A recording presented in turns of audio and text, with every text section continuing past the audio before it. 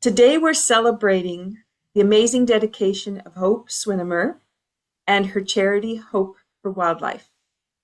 Hope for Wildlife has been a charity in Nova Scotia, and it's been a part of our communities both on the mainland and on Cape Breton Island here, as everyone knows a story of survival and hope that's been provided by the incredible dedication of Hope and her staff.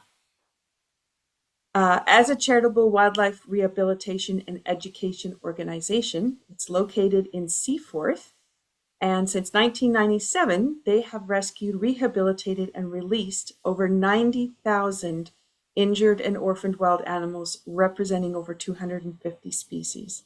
Amazing number. In addition to the ongoing provision of care they offer, Hope for Wildlife aims to connect people to wildlife in a positive way through knowledge and understanding. And in 1997, while Hope was able to support 40 animals in her first year, today her organization will respond to over 40,000 calls, texts, and emails. They welcome thousands of visitors to their facilities for tours. They give hundreds of off-site educational presentations to community and school groups, and they collect a wide range of data from animals treated at the rehabilitation center. This episode is part of the Podcasthon 2025, and we're shining a light on charities around the world through podcasting. So Hope, I'm excited to have you on the show here and to shine a light on something that I know many Nova Scotians are proud to know that you're hosted here in Nova Scotia and the incredible work you're doing. So welcome to the show. So much for having me. It's so nice to be here. On this podcast, we always start with a cup of tea, and we do this to set the stage for the conversation, but also as part of the Greenwell Center for Holistic Health, I'm always about how can we provide a healing session for people while they're listening.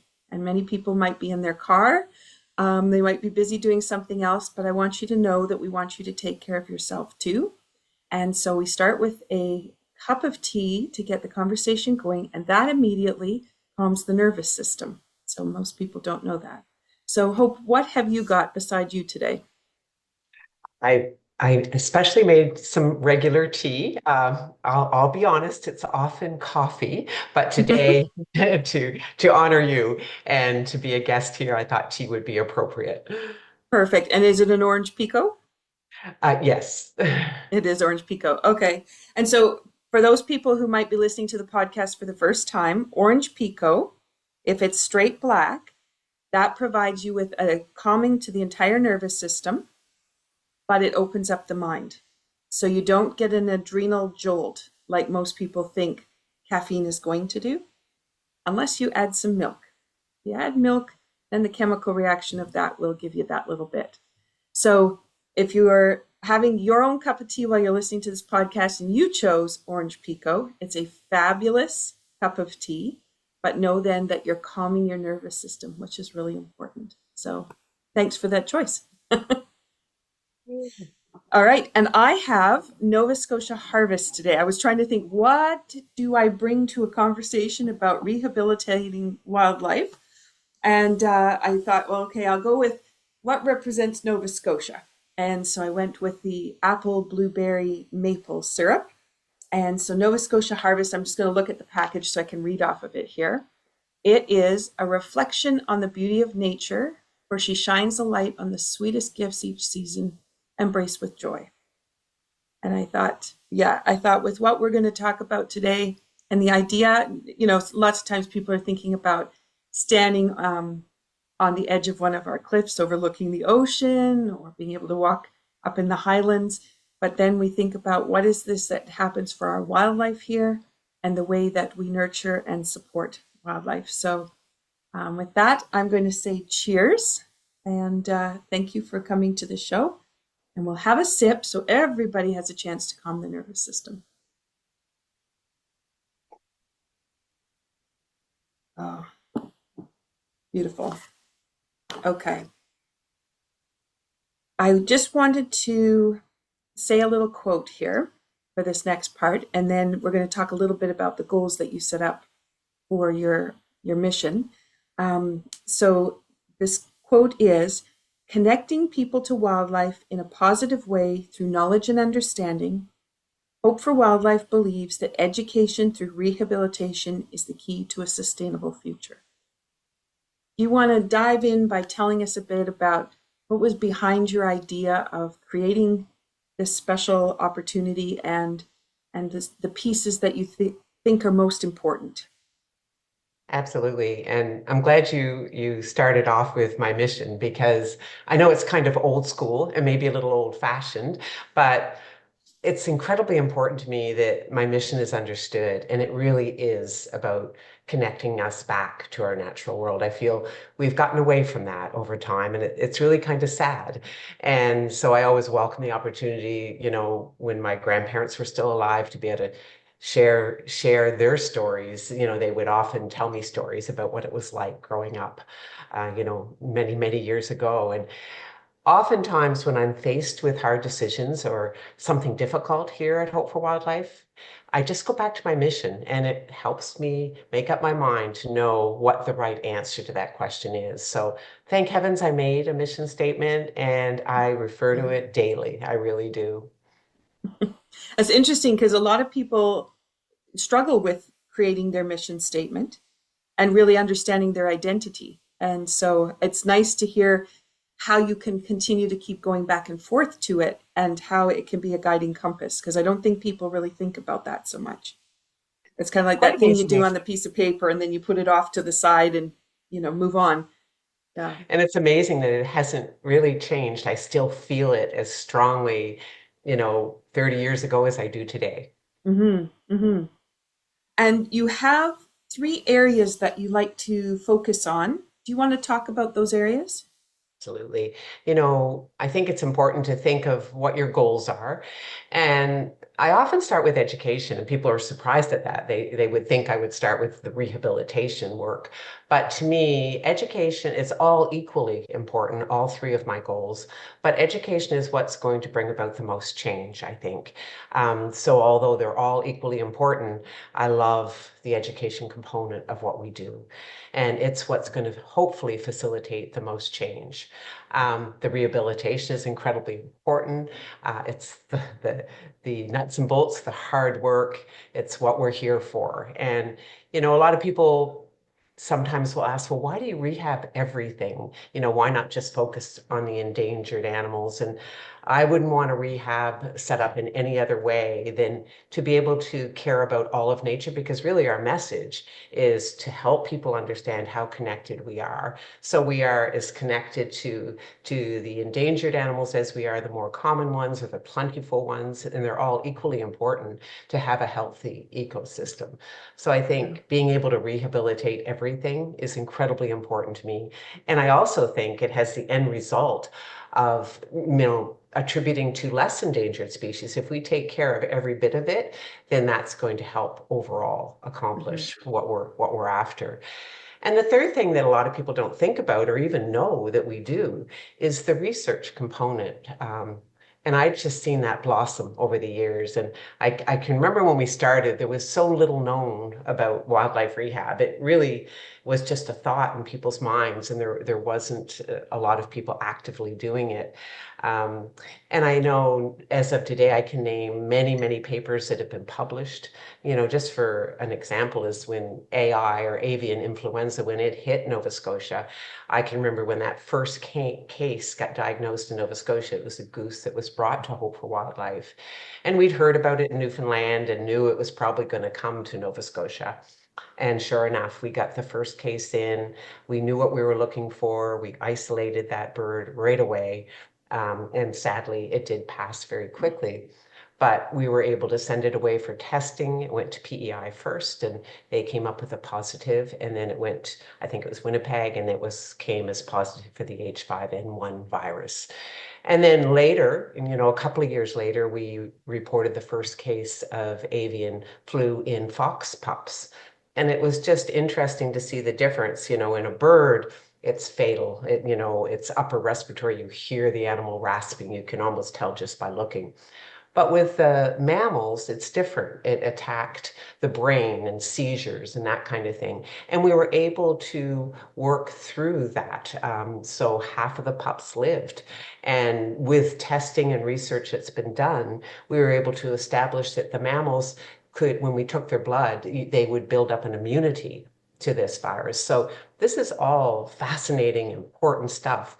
And so Mhm. the scope of research that can come from wildlife rehabilitation is vast and great. It doesn't only affect the science of the animals, it affects, we've studied interactions between young people and nature and found out what the results of that was. And so there's been many, many research papers done here by university students and all kinds of things. So it's nice to be helping in that way also to our natural world. Mhm. And that's I think also another thing that people don't think about because it is you're focused on the animal and making sure they're all healthy and can go back to the wild. That's what everybody's thinking. But as you were just talking, I was thinking about the network that you have. It must be so amazing the people that you connect with, but then also have resource with. Do you want to talk a little bit about that? It's just coming off that research piece. That's an amazing offshoot, I guess. I know people often ask me what the most amazing thing about Hope for Wildlife for me personally, and I mean, saving a really hard case in any animal is pretty amazing, and releasing it is pretty amazing. But I love the people I meet, the connections we make, and even the people that come, like the volunteers that come through here. We have some volunteers that have been here over 20, 25 years, and they're friends, they're important people. They're as important to Hope for Wildlife, and they've created this with us. It's a team thing. And just the people really from all over North America, the world. We have interns that come and spend time with us for 16 weeks in the summer from all over the world. And I love to watch the relationships and the friendships that form between the young people that come and visit, people of all ages, really. And I think that's such an important part. And I wished I had have kept track of everybody and just to see, what field of study they went into, what did they make of their lives? Did it involve nature in some way? I bet you a lot of them, if I went back and checked, a lot of them would have found their calling or their passion in the natural world. Hmm. Wow. And we're not really even thinking about so much all those students that are coming from outside of Canada Yeah. and studying species they may not otherwise interact with, but also may have that species where they are, but may have similar species, and then what that represents. It's really Yeah. amazing. Really is. And just getting the opportunity to travel for myself to other rehabs.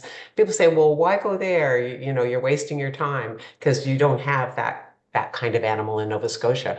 But it's amazing. You have all the same problems. An endangered species anywhere in the world is usually for the same reasons, lack of habitat, fragmentation, too many roads, too much going on, too much development. So no matter where you go in the world, you're going to bring back valuable data and valuable information. Hmm. Wow. Wow. That's a whole area I hadn't even thought about. I'm so glad that that came forward right at the start because I really like to talk about the power of community and the healing aspects for people. And so many people, when they aren't feeling well, will isolate themselves. And obviously, if you've got germs that you don't want to share, you do isolate yourself. But that part about not feeling so well, spirits aren't quite where you want them to be, and they'll pull themselves out. And so that sense of community is so important. And then the sense of community you have while you're helping the animals or helping other people learn about animals. That's a whole other healing aspect as well. Yeah, Yeah. we have a saying here at Hope for Wildlife that it's not only about the healing of the animals, it's the healing of the human spirit too. And we've Hmm. seen it time and time again. It really brings people together, like-minded people that you fit in, you get along because you have the same passion and the same interests. So it's really Hmm. quite a wonderful thing. Hmm. Hmm. Do you want to talk a little bit about how you got started and why you stayed in Nova Scotia. Because I think this is also, that's a tough decision to make. And, I think it's a great one, that the way you thought about it. So, It's funny because back in the 90s when I mean, I've always had an interest as a young person in our natural world, and I was very quiet and shy, and I would spend a lot of time just outside on my own, observing and learning about nature and keeping my little notebook. But as I grew older, I I didn't really know what I wanted to do. I had a lot of interest. I really liked science. I liked math. I liked physics, chemistry, all that kind of thing, but I love the natural world. And when you got to think back to the 90s, there was really no such thing as wildlife rehabilitation. So my vision wasn't that I would start a wildlife rehabilitation center. It was something far more vague than that, and so as I studied and learned, I realized there were places in the world that that would look after what humans have caused. So, and that just piqued my interest incredibly. So I remember when I got a job at Dartmouth Veterinary Hospital, and that's really I blame them. I give them full credit for helping me develop what happened after that. And it would just started innocently enough. As manager there, the front desk staff would often pass over the phone calls if it involved a wild animal. A hit by car, a window strike, a cat bitten bird. And before I knew it, I was getting all those calls. And then people say, well, this animal's injured. What should I do? And I had the best bosses in the whole world. And they said, oh, bring it in. We'll look at it. So that's how it started. It started as 30 or 40 animals a year. And then I remember a knock on my door one day from Department of Natural Resources. And it was Jenny Costello and Doug Archibald. And they said, what you're doing is not legal. I said, oh, come on in. What do we need to do to make it legal? And I remember inviting them into my kitchen that day and having that start of that conversation. And it took many years to get approval because they really had to refer to the states where rehab was happening and, get some of their guidelines and standards from there. And after, it took about 2 years, but they finally got their first ever permit issued to me. At that time, it was me personally to run the wildlife rehab, and it has lots of rules and regulations and stipulations, and it still does today. What started as a one-page permit is now like an 83-page book, but it's good. There needs to be high standards, and they need to be sure that we're doing things right and that we're helping.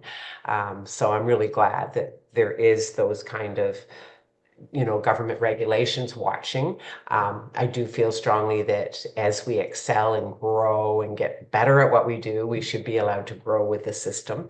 And we're always working towards being able to do all Indigenous wildlife of Nova Scotia. We're not there yet, but we are making headway, so I'm happy about that. And I'm a little bit stubborn and I keep on trying. So even though it's taken 30 years to get to where we are today, I wished I had another 30 to continue on, but hopefully the young people will pick up where I leave off. yeah. Yeah. I think it's remarkable to think that you were doing something that well, like you said, it wasn't a thing yet to do rehabilitation, but to think for those people that go, well, I don't know how I would do that, right? Young people, I don't know how I would do that. So some people just won't do it. Instead of saying, oh, I'm not doing this correctly, come in and tell me how. So many people would say, oh, please stay at the door. I don't want to change the way things are going. Yeah. That's remarkable to be able to work that way. And I And like, love that part of it to always question, sometimes you'll hear myths and things that are incorrect about nature. And it was my nature to say, well, where did they get that from? And what is that based on? And is there any evidence that would prove that? So I do tend to challenge and question, but I think that's a good thing. mm-hmm, mm-hmm. That's wonderful. Um, I'm thinking about all the people that you've kind of come in contact with that have brought in animals, or maybe have called back because they've heard of an animal. Do you want to talk about some of those interactions? Yeah. I love doing the phone and I still do it. I do it 7 days a week. I usually am on the phones almost every morning. And people are often surprised. Oh, is this Hope? And I say, yeah. And they say, well, you're answering the phone. Yes, of course I am. It keeps me grounded. It keeps me connected. It lets me know what's going on in our natural world. It lets me know where the problem areas are. You know, the phones are unique in that you need a lot of knowledge to know. There's so many questions that people call in about, like that deer that has a broken leg, or that fawn sitting quietly in on their front doorstep, or that window strike that the bird just looks stunned. What should they do? There's just 101 different questions. So for every 100 phone calls I get, there's probably only about maybe 10 that I will send a volunteer out to collect that injured animal and bring it in for care here at Hope for Wildlife. It really is an opportunity to help people understand nature. And I think that's so incredibly important. So to teach people that, oh, you touched a baby bird? No, the mother will not reject it. That's just a myth. And oh, there's a bird on the ground not flying. Well, it's spring or early summer, so that's perfectly normal. All birds go from the nest to the ground. They spend a bit of time on the ground learning to fly from the ground up. So just those basic things that maybe 50 years ago the general population knew because they were more directly involved. But not so much anymore. And that's my mission. That's what I want to recreate, just that common sense knowledge about nature and how to live with it. Like, should I be worried going for a walk in the woods? What do I do if I see a coyote? What do I do if I see a black bear? So just reconnecting people to understand what they should be fearful of and what they shouldn't, what they don't need to be fearful of is incredibly important. Hmm. I'm seeing a Trivial Pursuit game. Good. It just jumped into my I'm head. I'm really bad at regular Trivial Pursuit, but I think I'd be good at a nature one. Oh, yeah, so much that can be learned. Yeah. Can you talk a little bit more about some of the educational programs that you take out into the community?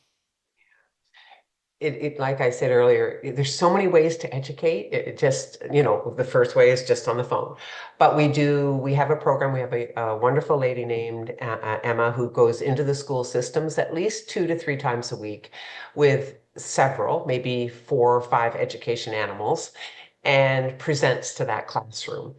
And really, it's all about telling the stories of why this animal came to be at Hope for Wildlife, and also hopefully teaching what to do, to prevent some of these things from happening. Because a lot of things are preventable if we only take the time to learn how. So by going to the classrooms, you're reaching an audience that has this true love. And it hasn't been, I think as you mature, you get busy with life and you tend to take the easy way out sometime. Oh, there's a raccoon in my attic. I'll just get a trap and take it away. And we know that that's probably not the best way to deal with that problem. There's better ways to deal with it.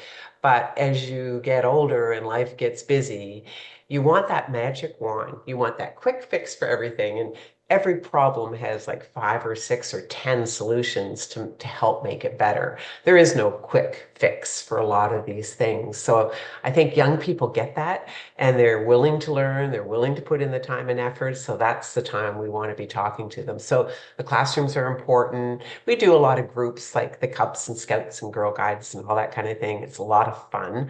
We even go into senior homes and it's just heartwarming to hear the stories. Like if you bring in a skunk, somebody in that room is going to say, "Oh, I had a pet skunk when I was young," and you just it's just joyful to hear their stories and to see the look on their face and the joy it's brought them to be able to touch and be up close and personal with an owl, or it might be a turtle. Who knows what it might be that we bring that day, but it does bring joy. It really does. So Hmm. it's wonderful to be able to share that. Yeah. And it really does pull people out of their shell. They don't have to talk to people necessarily. They can just be totally focused on the animal. But that interaction can really bring someone alive who maybe hasn't had much that they really cared about all day long. And that spark of seeing that little something Yeah. that that they can pass their love to. Yeah, it does make a difference. It really Um, does. yeah. As you're looking at the future, talk a little bit or share a little bit with us about how you want to move the charity forward. What are some of the new ideas? So many. I tell people, I used to say I need 2 lifetimes to get it all done. Now I'm saying I need 3 lifetimes to get it all done. My list is way too big.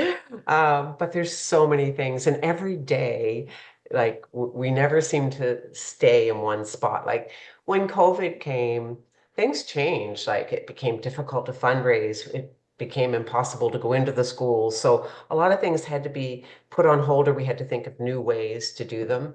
And one thing we did do over COVID that we could do was we created 3 triage centers. So we were finding by the time an animal drove from the tip of Cape Breton to Hope for Wildlife in Seaforth, Nova Scotia, it might be dead on arrival. It may not have survived that kind of journey. So by putting a triage center in Cape Breton, that animal gets warmed up. It gets fluids, it gets pain meds, it gets oxygen, it gets what it needs so that it can be stabilized and make the rest of the trip to Hope for Wildlife. So we created a triage vet clinic in Cape Breton, the South Shore, and the Valley. So now it's much easier. We still have some gaps, but it's much easier to get that emergency hands-on first care steps that they need. And then they're more likely to make the journey here for their medical, for their surgery, or whatever it is they need to go Mhm. forward to get better, to be released back to the wild. So that's a big project and a big change and that we've Mhm. grown. But for the future, there's just so many things this year coming up. We're really positive. We've been hearing really good things from government that there might be the possibility of black bear cub rehab. So my fingers are crossed. I'm Mm. willing, ready, and able to break ground and start that immediately. Another thing we've just secured is a small grant to create the best ever turtle trauma center. In Nova Scotia, we have 4 turtles, indigenous turtles, freshwater turtles, the Blandings, the wood turtle, the eastern painted, and the snapping turtle. They're all at risk in Nova Scotia. So they're fascinating creatures, and I just care about them so much, and so many people do. So, and we've got really good medicine. We have a veterinary hospital right here on site, and our doctors incredibly trained and skilled in saving turtles. So we want to create the best ever turtle trauma center, and we're just started last week cleaning out an old building that we're going to create a really beautiful place for them to recover. Turtles take a long time to get better. But that being said, they're also incredibly hardy. So, it's definitely worth trying with each and every one to get them back out to their wild world. So that's a project that we really want to focus on this year, along with the possibility of black bears. But each and every day we learn something new about medicine, about care, about enrichment, about ways to protect our natural world. So that part never stops. One of my biggest dreams, and I'll probably never be allowed to do it, would be do a captive breed and release program on pine martens. They're my favorite species of, well, I shouldn't pick favorites, but they're a species that have fascinated me my whole life. And I've gotten to work with some pine martens over the years, and they used to be a part of Nova Scotia's landscape. You could go out into the woods and see a marten. And now, sadly, there's very few of them left. And I'd like to change that. I'd like to be able to go out for a walk in the woods and see a marten running across the treetops and staring down at you. But, whether I'll be able to do that, I don't know. But I'm going to continue to try. Well, it's been said out loud. We've sipped our tea. It will People are happen. listening. Uh, Yep. Yep. So you never know, but isn't that something? And can you tell me a little bit about that species? Because I'm not familiar with it. Yeah. So the pine marten, they're all there's the pine marten in Newfoundland too, and in Nova Scotia there was an actual captive breeding program in place at the Agricultural College in Truro. Now, sadly, I think it was the 80s that it started up, and they used martens from New Brunswick. And at the time, they didn't have the kind of testing that we have available with DNA and knowing about the lineage of these animals. So the program got closed down, sadly, because they weren't sure if the New Brunswick marten was similar to the Nova Scotia marten, and they didn't want to reintroduce a New Brunswick marten. What they wanted to do is save the Nova Scotia marten. So now we know that they are identical. So it's a shame that that program did get shut down because it could have saved the martens. There's believed to be less than 100 female martens left in the Upper Cape Breton Highlands. Now they are on the endangered species list, but I am hearing little bits of information, and I tell anybody that has a marten picture, send it to me. I want to see it. And there are a few more sightings than ever before, or maybe people are sharing them more. I don't know. They're a beautiful creature. They're part of the mustulid family, so the minks and the weasels and the skunks and that kind of thing. They're sure-footed and fast and quick. They only weigh a couple of pounds.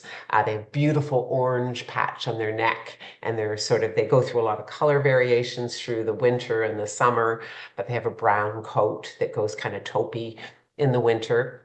And they have some neat characteristics. They don't have the ability to store fat. So a hard winter is a really hard winter for a marten. And so there's just some fascinating facts. They can do delayed implantation so they can decide when they want to give birth. So when they breed, it would be great if humans could do this, but they can pick the time. So if it's been an incredibly hard winter, they can wait a little bit and delay the birth of their family for a little bit. So there's just Wow. everything about them is fascinating and cool. Yeah. Wow. That changes everything, doesn't it? Uh, Can you tell me a little bit about the kinds of donations that you do get to Hope for Wildlife? so many, and they're all equally needed and important. It can be somebody dropping off a gift of medical supplies or towels or food. We do get a lot of things donated. People's time. It's one of the best things you can give us. Like, come on out, help us. If you can't afford a day a week or 3 hours a week, maybe once a month, or maybe your workplace would like to come out and have a work party, and we'll put you to work in the summer, helping the property be healthy and beautiful, or cleaning out cages, just hard work. We need it. There's so much to help there. We do have things like 50-50 raffles to help fundraise, which are fun, and people appreciate the chance to help themselves along with helping nature. So it's a good one. Donations online. We have a Amazon wish list, so people can go in and we've got things there that we need every day. And then it's so fun. A truck rolls up and there's that thing that we really needed, and it arrived by the good nature of somebody that wanted to give to our cause. And it truly is amazing to see. People often leave us in their will, and that's such a beautiful thing, and such a kindness to think of us, at the end. And it's really, really helps the cause continue and go forward. Wow. Yeah, I hadn't thought of some of those ideas. And you've done the 50-50. Is that the same as the raffle that you've had? Yes, the Okay. 50-50 and we do it every other month for a few weeks. So we don't want to overdo it. So we do it, every other month, and people really support it, and Yeah. it's very helpful. Well, and that's the thing about your organization is it's completely across the province. It's not like just because you live in Seaforth and you're in this small community, you impact all the way across. And I know about the raffle as well from the people up here who all participate on a regular basis. And so it's interesting that you can have that much impact across the province. I never thought of it that way. Yeah, because maybe people in the South Shore will support because of the triage center there, and same as the Valley and same as Cape Breton. Hmm. Hmm. That's beautiful. Is there anything we haven't talked about today that you'd like to share? Yeah. Just how appreciative everybody here is, and of the kindness and support that the community, and when I say community, I mean not just Nova Scotia. There's so many people that help us from afar, and the people that come and to visit, the people that come to work. It truly shows you the caring. And I think, if you look to the future and if you see what's changed over the last 30 years, there's a willingness that I've never seen before. It used to be, oh, let nature take its course, don't interfere. And we got to step away from that. It's not okay to negatively interfere, but not positively fix what we've done. So it's a different way of thinking. Simple things like, I get calls on I have too many Canada geese in my yard. What do I do? And Yes. that's the most common one. And I really think people are starting to get it. Oh, that coyote and that bobcat and those other higher predators are going to eat the eggs, and they're going to keep the numbers under control. So it really is, you've got to look at the whole picture. You can't have your cake and eat it too. You need to allow nature to be balanced. And I think that's a hurdle that's hard for people to step across, but I'm seeing it like, oh yeah, I wouldn't have as many Canada geese if that bobcat hadn't have been shot in the community. There's misplaced perceptions of fear and that kind of thing. So educating yourself on that, how to live comfortably with all of nature. You don't need to like it. You don't need to, like, we love all of nature here at Hope for Wildlife, but we don't expect the general public to. We know that. Mhm. So, but just realizing that in the long run, it helps the human race too if we allow nature to be balanced and try to stop controlling it and share our space a little bit more with it. Don't need to share our house and our attic, but the property around our homes makes good habitat sometime for nature. Hmm. And that is something too that a lot of people um, of that deer keeps coming and eating my whole garden, and then they want to get rid of it. Yet, you know, the deer owns the yard. we're Like today, just I had a we're call just on a, visiting. yeah, the call. There's a porcupine in my yard. Do you relocate wildlife? And I said, no, but I can tell you little tricks on maybe how to get them to move along a little bit in a nice way. So that's what we're there for, to try and give humane solutions to your issues. And I'd be honest, I do try and convince people like that weasel, I want that weasel off my property. And I'm saying, hey, if the weasel goes, you might have a whole bunch of mice. They're helping control and balance nature. So, Yeah. if you move the weasel out, who knows what's going to move in next? uh, So tell me a little bit about how people can access the resources that you have, because I didn't yeah, ask you that question.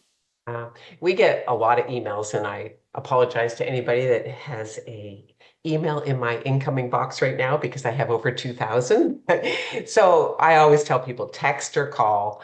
It really is the best way to get immediate action. So if you have a wildlife problem, if you see something that you're worried about, text us or call us. And we answer our calls from 7 in the morning till 8 at night. And even sometimes through the night, we are open here. All you need, if you hit something and you want to bring it to us, you just ring that doorbell at 2 a.m. and someone will come running to admit that animal. It might take 5 minutes to get down the hill, but we'll get there and we'll wait on you.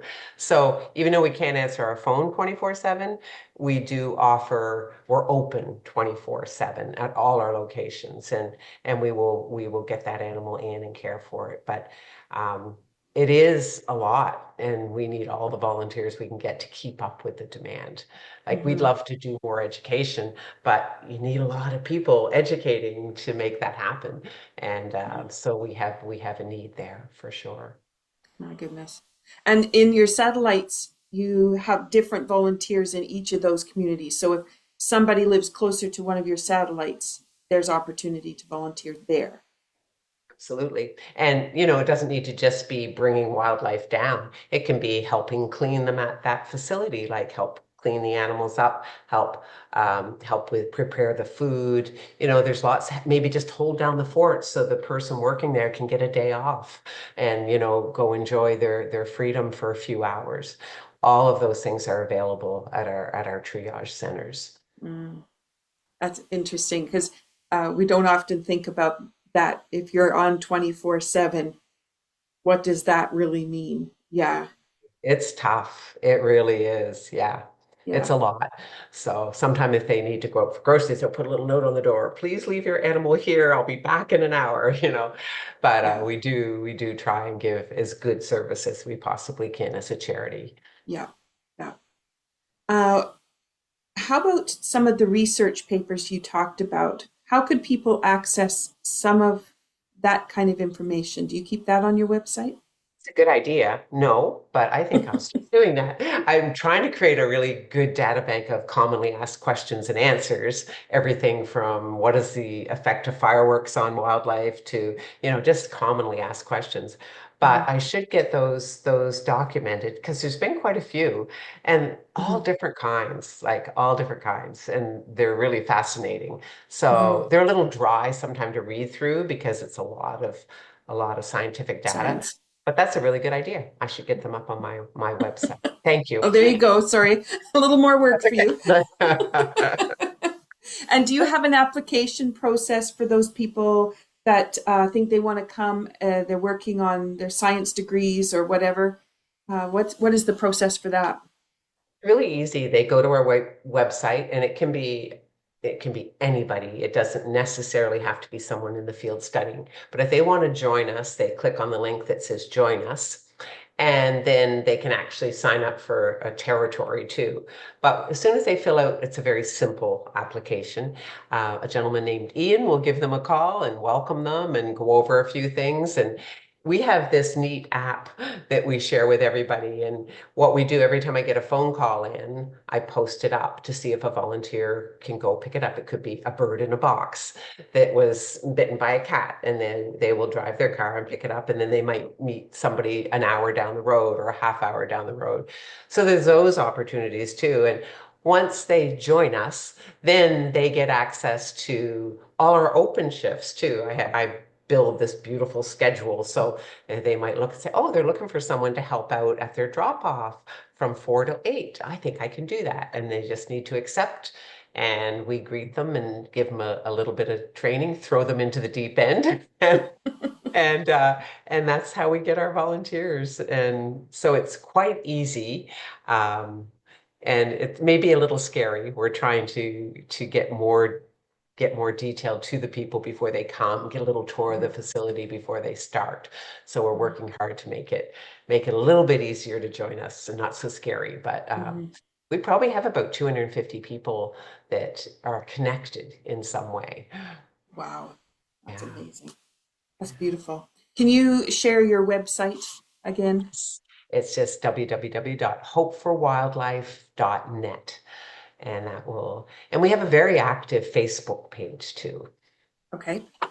And the Facebook page, then that's where you are posting different pieces, kind of keeps everybody up on more of the day-to-day kind of things. It is. And if you want to send us your email, there's a place you can, or you can just email info@hopeforwildlife.net. And if you send us your email, we can send you, if you're not into Facebook, we do a monthly email newsletter too that people really have been enjoying. So just once a month we'll email and you'll get to read all the updates and things that are going on. Perfect. And do you have Instagram? We do. Don't ask me too many questions about it though. Okay, I understand Else completely. looks after that. But yes, we do.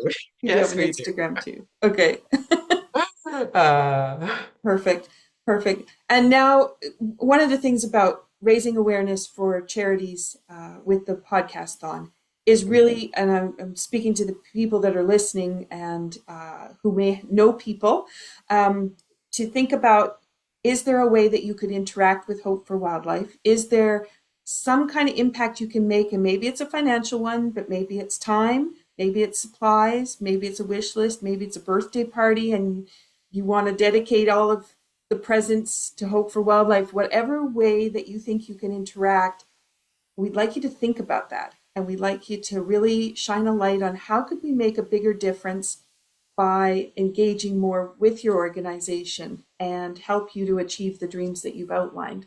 So as people are listening, I'm just going to invite you to think about that. And if it means going onto Facebook and starting to share posts and start to share it a little bit wider. And if you are a great Instagram person, then awesome. Being able to share that further too, that would be great. And together, it's when all of us work, we can just make such a much bigger impact. You've already done the hard work of getting it established and creating a large document, but also a really good regulatory system. And that system, I'm sure, has been watched by many others.